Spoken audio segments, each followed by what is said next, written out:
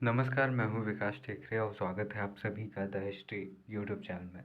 हम शेर-ए-मैसूर के नाम से जाने जाने वाले टीपू सुल्तान के बारे में बात कर रहे थे और हमने 3 आंग्ल-मैसूर युद्धों की बात की थी। हमने ये देखा था कि किस तरह से 3 युद्धों में से 2 युद्धों में हैदर अली युद्धों का नेतृत्व करता है और 1782 में युद्ध के दौरान हैदर अली की मृत्यु हो जाती है, तो वहीं पर से युद्ध की कमान उसका बेटा टीपू सुल्तान संभालता है और फिर अगले कुछ वर्षों के समय पर मैसूर के सुल्तान के तौर पर टीपू सुल्तान काम यहाँ पर करता है। हालांकि हमने तृतीय आंग्ल मैसूर युद्ध भी देखा था और चतुर्थ आंग्ल मैसूर युद्ध हम इस वीडियो में देखेंगे और इसके साथ ही टीपू सुल्तान के प्रमुख कार्य और उसके पतन को हम यहाँ पर देखने वाले हैं। टीपू सुल्तान 1782 से 99 ईस्वी तक टीपू सुल्तान के तौर पर काम करता है। 1782 ईस्वी में द्वितीय आंग्ल मैसूर युद्ध के दौरान हैदर अली की मृत्यु के बाद टीपू मैसूर का शासक बनता है। टीपू ने 1787 ईस्वी में हैदर के विपरीत सुल्तान एवं बादशाह की उपाधि ली थी। ठीक है, तो यहाँ पर ये सुल्तान और बादशाह दोनों उपाधियाँ ले रहा है, जबकि हम देखते हैं कि जो हैदर अली है वह बाडियार शासक के अधीन ही यहाँ पर शासक करता है और उसको हटाता नहीं है और सुल्तान और बादशाह की उपाधि नहीं लेता है। टीपू ने तौल पद्धति एवं कैलेंडर पर परिवर्तन किए, दिनों व महीनों के नाम अरबी दिनों में उसने जारी किए।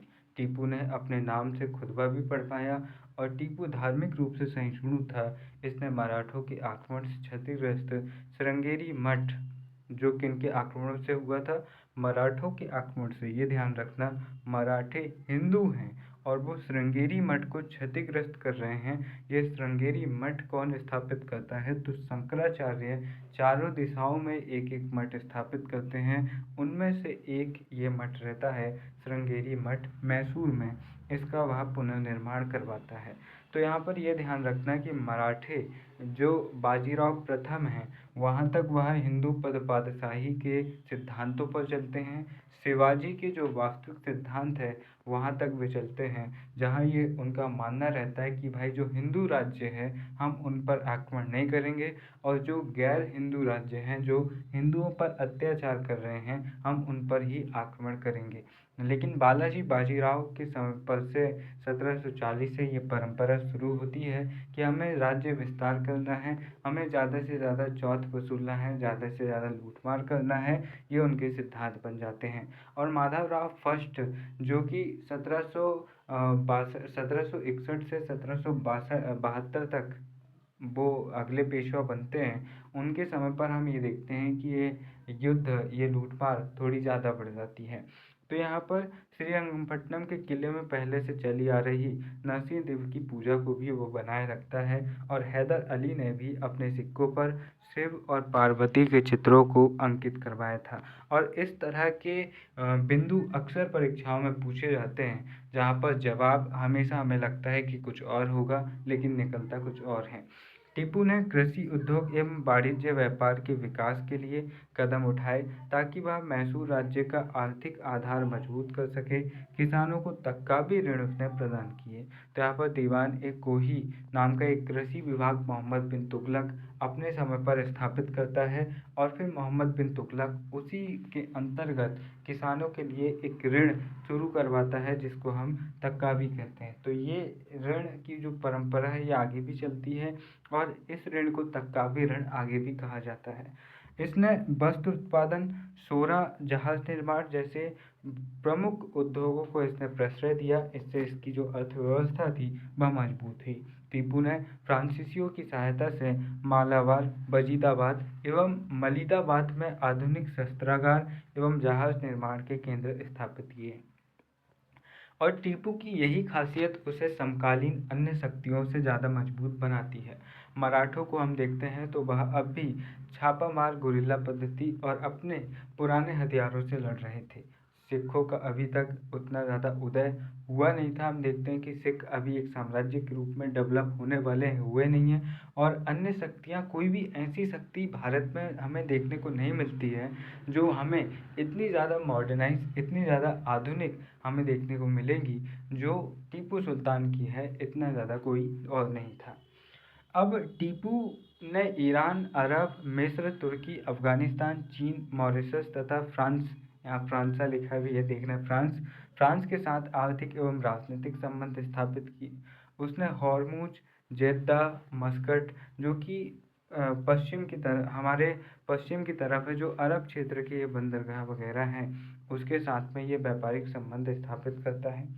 टीपू ऐसी पहली भारतीय शक्ति है जिसने ईस्ट इंडिया कंपनी के आर्थिक मॉडल पर मैसूर राज्य की व्यापारिक संस्था स्थापित करने का प्रयास किया। और जैसे हम देखते हैं कि इंग्लैंड ने ईस्ट इंडिया कंपनी को भेजा, उसी तरह टीपू सुल्तान भी व्यापारियों की एक कंपनी बनाता है और व्यापार के लिए अरब क्षेत्र और अलग अलग क्षेत्रों में वह इन्हें भेज रहा है।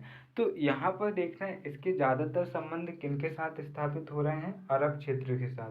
पूर्वी दक्षिण पूर्वी एशियाई देशों के साथ क्यों नहीं हो रहे हैं? स्वाभाविक सी बात, कर्नाटक के दक्षिण रीजन में ये इसका राज्य है, तो यहाँ पर जो त्रावणकोर वगैरह है ना, केरल का उत्तरी क्षेत्र, वो इसके अधीन है। तो इसके पास में जो मालाबार तट है, जो पश्चिम पश्चिम वाला जो तट है, वह इसके पास में है, इसलिए इसका जो ज़्यादातर व्यापार है वह पूर्वी क्षेत्रों के हो जाए, पश्चिमी क्षेत्रों से यहाँ पर होता है। टीपू सुल्तान ने फ्रांस एवं नेपोलियन बोनापार्ट से व्यक्तिगत संबंध स्थापित किए और ऐसा करने वाला ये एकमात्र भारतीय शासक था। उसने फ्रांस की क्रांति को समर्थन दिया और फ्रांस की क्रांति के समर्थन में श्रीरंगपट्टनम में स्वतंत्रता, यानी कि फ्रांस की स्वतंत्रता का वृक्ष लगाया। जबकि हम देखते हैं कि विश्व की तत्कालीन घटनाओं के प्रति इतना रुझान अन्य कोई और शासक नहीं लेते हैं। उसने फ्रांस के राजनीतिक दल जैकोबिन का सदस्य स्वयं को घोषित किया और स्वयं उस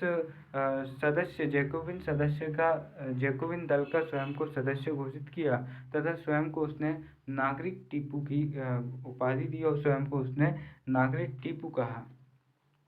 अब यहाँ पर कुछ कथन कारण जैसे प्रश्न बनते हैं और अक्सर इनमें हम सबसे ज़्यादा कंफ्यूज होते हैं, और ऐसे ही सवाल जो होते हैं वह ये तय करते हैं कि आप जेआरएफ ले पाएंगे या नहीं, क्योंकि ये जो 10-15 सवाल होते हैं ना, ये थोड़े से डिफ़िकल्ट होते हैं। हालांकि ये बहुत इजी होते हैं, क्योंकि सिर्फ आपको ये समझना होता है कि भाई कथन और कारण दोनों सही हैं और दोनों एक दूसरे की व्याख्या कर पा रहे हैं या नहीं, ये आपको देखना है। तो एक जो ट्रिक मैंने देखी थी यूट्यूब में एक सर से, वो ये है कि जब आप कथन और कारण पढ़ें तो दोनों के बीच में आप क्योंकि लगाएं, तो इससे आपको कथन और कारण दोनों एक दूसरे पर निर्भर है या नहीं ये पता चलता है। जैसे टीपू सुल्तान ने फ्रांस की क्रांति को समर्थन दिया तथा स्वयं को जैकोबिन दल का सदस्य और नागरिक टीपू घोषित किया।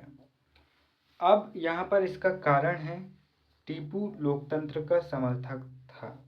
अब यहाँ देखो, टीपू सुल्तान ने फ्रांस की क्रांति को समर्थन दिया तथा स्वयं को जैकोबिन दल का सदस्य और नागरिक टीपू घोषित किया क्योंकि टीपू लोकतंत्र का समर्थक था। अब देखो, जो कारण है वह गलत है। कैसे? क्योंकि टीपू सुल्तान है, कोई प्रधानमंत्री थोड़ा है। टीपू अगर लोकतंत्र का समर्थक होता भैया तो अपने यहाँ चुनाव नहीं करवाता। क्यों?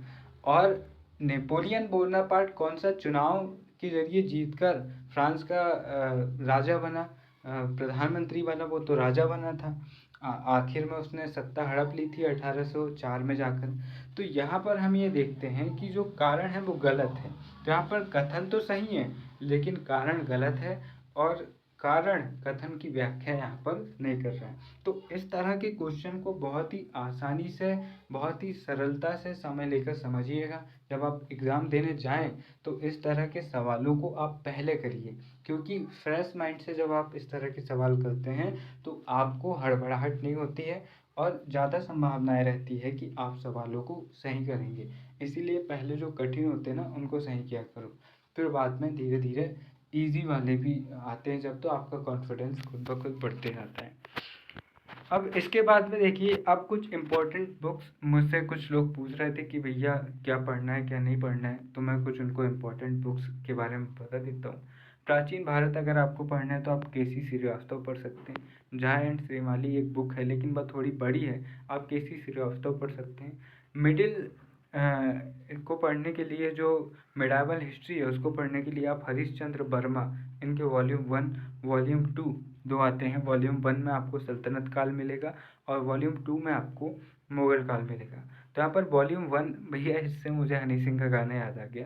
तो यहाँ पर हरीशचंद्र वर्मा यहाँ पर आपको पढ़ना है। और इसके बाद में आधुनिक काल आप राम लखन शुक्ल से पढ़ सकते हैं।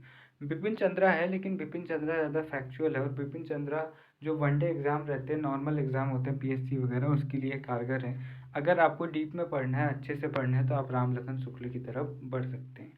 तो ये कुछ किताबें थी, यहाँ पर से आप स्क्रीनशॉट ले सकते हैं और यहाँ से आप इन किताबों को पढ़ सकते हैं। ये मेरी तरफ से आपके लिए एडवाइस है। मुझे भी ये एडवाइस अपने टीचर से मिली थी।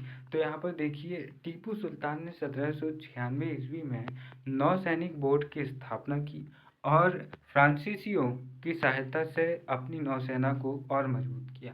टीपू ने फ्रांसीसी लेफ्टिनेंट रीपो के नेतृत्व में नौसेना का आधुनिकीकरण करवाया और टीपू ने ईस्ट इंडिया कंपनी के मॉडल पर एक व्यापारिक कंपनी या व्यापार बोर्ड स्थापित किया तथा व्यापार में वृद्धि के लिए अपने एजेंट्स, अपने गुमास्तों को हॉर्मुज, मस्कट, अदन और जेद्दा जैसे क्षेत्रों में स्थापित किया, जो इनके व्यापार में वृद्धि करने में काम करते थे। हम अक्सर देखते हैं कि ऐसे एजेंट आपको बस स्टैंड में भी मिल जाएंगे भैया, जो बस पूरी भरवा देते हैं और फिर बाद में जो बस का मालिक रहता है वो उनको कमीशन देता है कि भाई तुमने इतनी सीट फुल करवाई है, इतना कमीशन तुम्हारा। तो कुछ ऐसा ये भी थे कि ये व्यापार किसको क्या ज़रूरत है वो जानकर ये अपने क्षेत्र के व्यापारियों को बताते थे और वो उन ज़रूरतों को पूरा कर देते थे। अब टीपू ने उद्योगों के विकास के लिए विदेशी कारीगर अपने राज्य में स्थापित किए और कपड़ा, चीनी, रेशम, वस्त्र, हाथी दांत की वस्तुएं जैसे उद्योग स्थापित करवाए। टीपू ने गोला बारूद, सोना चांदी, बहुमूल्य रत्न और हाथी के व्यापार पर राज्य का एकाधिकार स्थापित किया। डॉडवेल उसके विषय में लिखता है, डॉडवेल जो कि एक अंग्रेजी लेखक है, वह उसके विषय में लिखता है टीपू सुल्तान के विषय में कि टीपू सुल्तान भारत का ऐसा पहला शासक है जो पाश्चात्य परंपराओं को अपनी प्रजा पर स्थापित करता है। तो वही मैं आपको बता रहा हूँ कि इतना मॉडर्नाइज अगर किसी ने किया इस काल में भारतीय क्षेत्रों को, तो वह कौन है? वह टीपू सुल्तान है। तो यहाँ पर ये काफ़ी प्रभावी था। और फिर हम लेफ्टिनेंट मूर उसके विषय में लिखते हैं कि लेफ्टिनेंट मूर कहता है, यदि कोई अनजान व्यक्ति किसी ऐसे क्षेत्र से गुजरे जहाँ फसलें लहलहा रही हो, उद्योग और व्यापार समृद्ध हो और लोगों में शांति और संपन्नता हो, तो वह एक अच्छे प्रशासन का अनुभव करेगा। और कुछ ऐसा ही टीपू का राज्य था। तो वो कहता है कि इस समय पर अगर आप किसी ऐसे राज्य से गुजरे भारत में जहाँ पर फसलें बहुत अच्छी लहलहा रही हो, जहाँ पर व्यापार समृद्ध हो, लोग शांति में अपना जीवन जी रहे हो, प्रशासन बहुत मजबूत हो, तो आप याद रखिए आप टीपू के राज्य से गुजर रहे हैं। तो यहाँ पर टीपू कह सकते हैं कि इस काल में काफ़ी ज़्यादा अच्छी व्यवस्थाएं वह कर रहा है, क्योंकि हम देख रहे हैं मराठे शिवाजी महाराज के सिद्धांतों को तोड़ दे रहे हैं और वो अपने ही समकालीन जो हिंदू शासक हैं उन पर बार बार आक्रमण कर रहे हैं। यही कारण है कि जब पानीपत का तीसरा युद्ध होता है तो जाट जैसी बड़ी शक्ति उनका साथ नहीं देती है, बड़ौदा के गायकवाड़ उनका साथ नहीं देते हैं, राजपूताना के हिंदू शासक, राजपूत शासक उनका साथ नहीं देते हैं, बल्कि जाट तो यहाँ पर तटस्थ रहता है। बाद में उसको जो अहमद शाह अब्दाली है उनको सम्मानित कर रहे हैं भैया। तो यहाँ पर उनकी पॉलिसी देखिए और इनकी पॉलिसी यहाँ पर देखिए, तो ज़मीन आसमान का अंतर यहाँ पर समझ में आता है। और यहाँ ये किसी धर्म विशेष के शासक की बात नहीं हो रही है, ये भारतीय क्षेत्र के एक राजनीतिक व्यक्ति की बात हो रही है कि उनकी व्यवस्थाएं कितनी बेहतरीन थी और समकालीन अन्य क्षेत्रों की व्यवस्थाएं कितनी चरमराई हुई थी। अब यहाँ देखिए कि टीपू सुल्तान के केंद्रीय प्रशासन में 7 विभाग होते थे और इन विभागों के प्रमुख को मीर आसिफ कहते थे। क्या कहते थे? मीर आसिफ। मीर आसिफ अपने अधीनस्थ सहयोगियों की सहायता से बहुमत से विभाग संबंधी निर्णय लेता था। तो यहाँ पर देखिए, ये जो इनके विभाग के अध्यक्ष हैं वो भी अपनी मन की नहीं चला सकते हैं। जबकि हम अन्य क्षेत्रों में देखते हैं कि वो मन की चलाते हैं और बाद में चलकर सुल्तान या शासक को हटा के अपनी मन की चला के खुद ही शासक बन जाते हैं।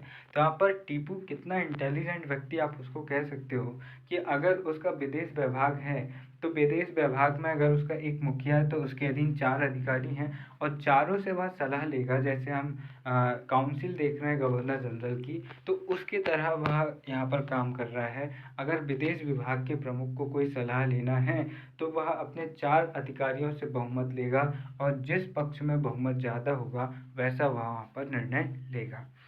अब मीर आसिफ के अधीनस्थ सहयोगियों की सहायता से मीर आसिफ अपने सहयोगियों की सहायता से बहुमत बहुमत से विभाग संबंधी निर्णय लेता था।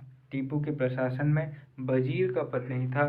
मोस्ट इम्पोर्टेंट पॉइंट, इस तरह जो कथन कारण वाले सवाल बनते हैं ना, वहाँ पर आपसे पूछ लिया जाएगा कि टीपू ने एक बहुत ही पुख्ता प्रशासन व्यवस्था की स्थापना की थी और उसके नीचे एक दूसरा सेंटेंस दिया होगा कि टीपू के प्रशासन में वजीर का एक महत्वपूर्ण पद स्थापित था। अब आप सोचोगे कि भैया प्रधानमंत्री के बगैर कैसे शासन चल सकता है, प्रधानमंत्री तो रहा ही होगा। तो यहाँ पर ये वजीर आप यहाँ पर हाँ कर दोगे और गलत करके आ जाओगे। और इस तरह के प्रश्न अक्सर पूछे जाते हैं जो दिखने में तो बहुत ईजी लगते हैं लेकिन वो होते हैं बिल्कुल उलट। तो यहाँ पर इस तरह के प्रश्न को बहुत अच्छे से ध्यान रखिएगा। टीपू के प्रशासन में वजीर का पद नहीं था। वजीर का पद नहीं था टीपू के प्रशासन में। अब 1784 ईस्वी में टीपू का राज्य 7 प्रांतों में बटा था, जिसकी संख्या बढ़कर आगे 17 हो जाती है और इन प्रांतों को आसफी टुकड़ी कहा जाता है। तो उसके प्रांतों को क्या कहते हैं? आसफी टुकड़ी, क्योंकि मीर आसिफ नामक अधिकारी मिलकर इन क्षेत्रों के प्रशासन को देखते हैं।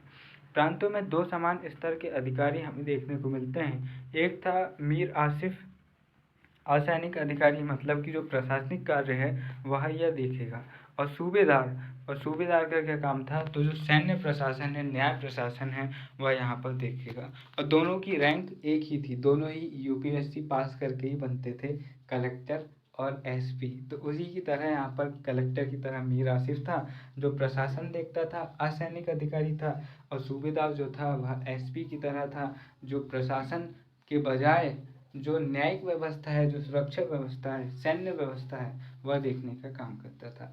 जिला स्तर पर आमिल नामक अधिकारी होता था जो कृषि विभाग के लिए किसानों को ऋण देता था। क्षेत्र को तुकी कहते थे। क्षेत्र को क्या कहते थे? तुकी। भूमि की उर्वरकता एवं सिंचाई सुविधा के आधार पर भू राजस्व की दर 1/3 से 1/2 यानी कि 33 से 50% तक थी, और उसके लिए इसने पुख्ता व्यवस्था भी यहाँ पर की रखी थी। अब देखिए, टीपू सुल्तान ने जागीरदारी प्रणाली को त्याग कर पौलीगारी यानी कि जमींदारों को नियंत्रित कर किसानों से प्रत्यक्ष संबंध स्थापित किया और रैयतवाड़ी प्रणाली शुरू की। आगे चलकर हम देखेंगे कि अंग्रेज भी इस तरह की रैयतवाड़ी प्रणाली को अपनाते हैं। अब यहाँ पर चौथे आंग्ल मैसूर युद्ध को देखते हैं और टीपू सुल्तान की बहुत वाहवाही हो गई। अब टीपू सुल्तान को हम मृत्यु की शैया पर सुलाते हैं और वीर गति तक पहुँचाते हैं। तो चतुर्थ आंग्ल मैसूर युद्ध 1799 में होता है।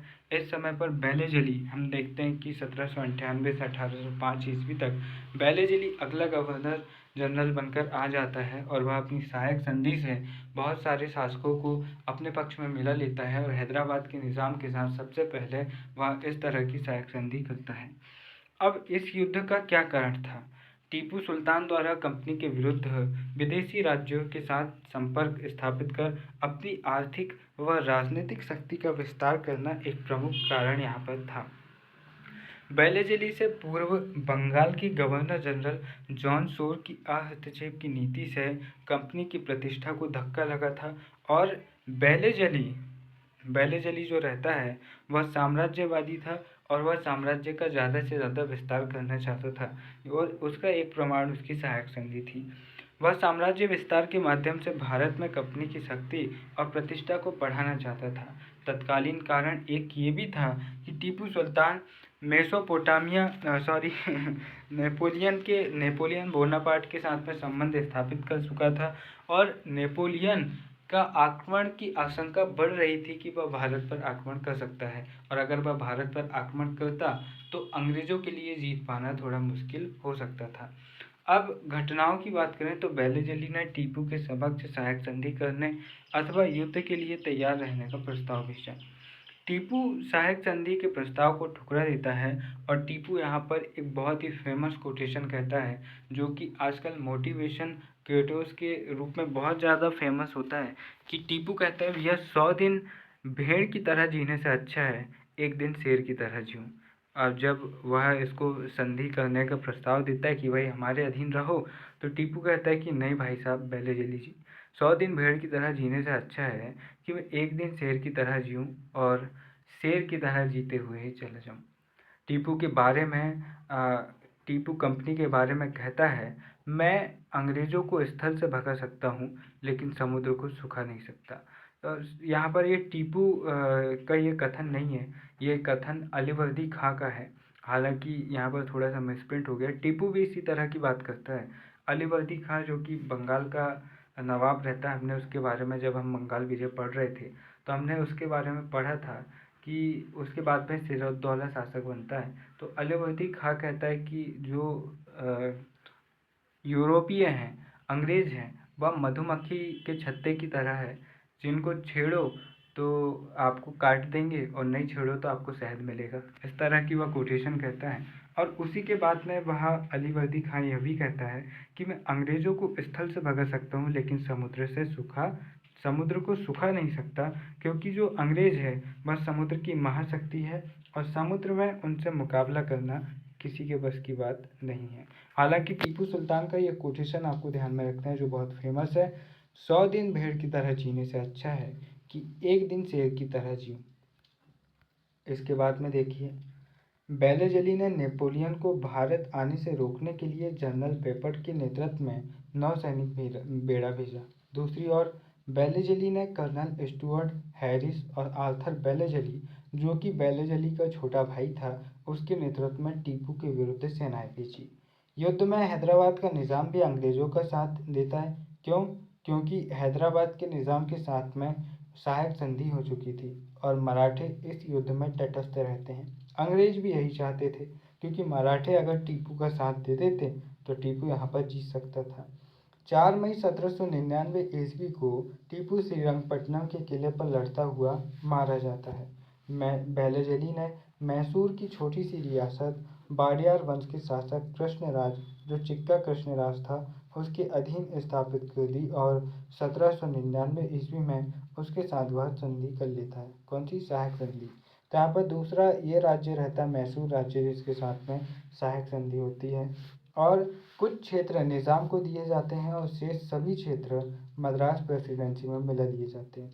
मैसूर विजय के बाद बेलेजली कहता है, अब पूर्व का राज्य हमारे कदमों में है, यानी कि अब पूरा जो भारत है, पूर्व का जो राज्य है, कहने का मतलब भारत, वो अब हमारे कंट्रोल में है, क्योंकि आखिरी मजबूत शक्ति यही बचे थे। क्योंकि हम देखते हैं कि 1799 ईस्वी तक तो मराठी भी पूरी तरह से चरमरा गए थे, और हम देखते हैं कि जो बाजीराव सेकंड जैसे एक अयोग्य व्यक्ति को पेशवा बनाया गया था, और जो नाना साहब हैं, सॉरी, जो नाना फडणवीस है, उनकी भी यहाँ पर मृत्यु हो चुकी थी 1800 ईस्वी में। तो इसके बाद मराठे तो पहले से ही कमज़ोर हो चुके थे। एक शक्ति जो दक्षिण में अपना सिर उठा रही थी, मैसूर, टीपू सुल्तान के नेतृत्व में, वह भी अब खत्म हो गई। अब कोई भी शक्तिशाली राज्य या शासक इनके खिलाफ नहीं बचा था जो इन्हें लंबे समय तक उलझाए रख सके। मैसूर विजय के बाद आइसलैंड के जमींदारों ने बेलेजली को मार्किस की उपाधि दी, और बेलेजली को बंगाल टाइगर भी यही कारण से कहा जाता है। किसको? बेलेजली को।